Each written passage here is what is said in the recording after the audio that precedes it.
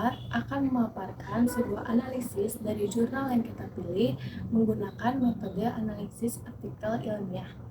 Yang pertama ada pendahuluan. Dalam situasi perekonomian global saat ini, perusahaan melakukan kegiatan ekonomi tanpa batas dan persaingan antar perusahaan sangat ketat.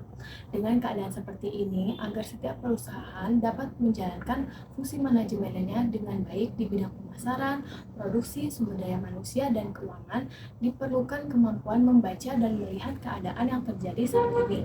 Hal ini bertujuan agar perusahaan dapat memperoleh keunggulan dalam persaingan yang dihadapinya.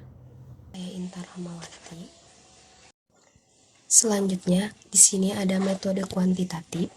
Penelitian pada jurnal tersebut menggunakan pendekatan kuantitatif untuk menguji packing order theory pada perusahaan manufaktur di Indonesia pada tahun 1996.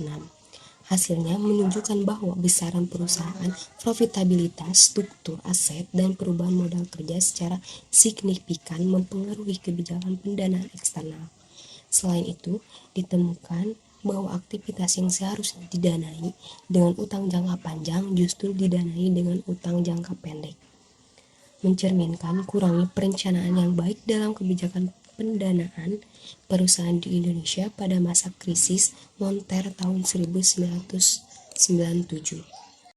Tujuan penelitian ini adalah mengidentifikasi pengaruh berbagai faktor terhadap sumber pendanaan perusahaan manufaktur di Indonesia serta mengkaji konsistensi variabel-variabel yang digunakan dengan kondisi di Indonesia.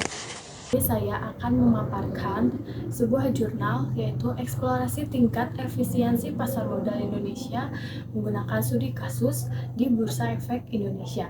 Pada jurnal ini, penelitian ini menggunakan metode studi kasus untuk mengungkap perilaku investor dan efisiensi pasar modal di Indonesia. Tujuan utama dari jurnal ini yaitu menciptakan model perilaku investor yang sesuai dengan pemahaman efisiensi pasar modal yang dipahami oleh investor dan bagaimana mereka menyesuaikan diri terhadap segala perubahan yang terjadi secara dinamis serta menciptakan pengembangan strategi investasi yang aman.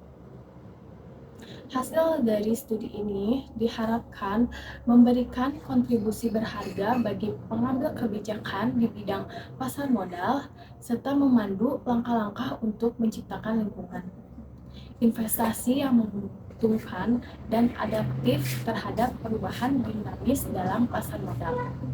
Perkenalkan, nama saya Intan Jahra Tilanita Sultani. Saya akan sedikit menjelaskan tentang struktur modal pada jurnal Profitabilitas dan Struktur Biaya terhadap nilai perusahaan industri keramik, porselin, dan kaca periode 2007 sampai 2011. Yang pertama ada metode kuantitatif.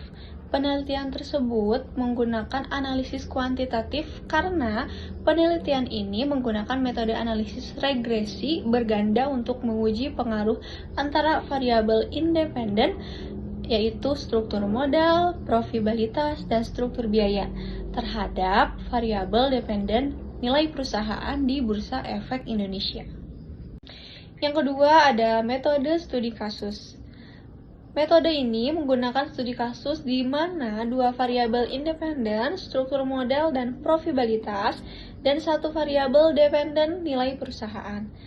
Hasil uji hipotesis menunjukkan bahwa struktur modal berpengaruh signifikan terhadap nilai perusahaan, sementara profitabilitas tidak berpengaruh signifikan. Variabel struktur biaya juga tidak berpengaruh signifikan terhadap nilai perusahaan.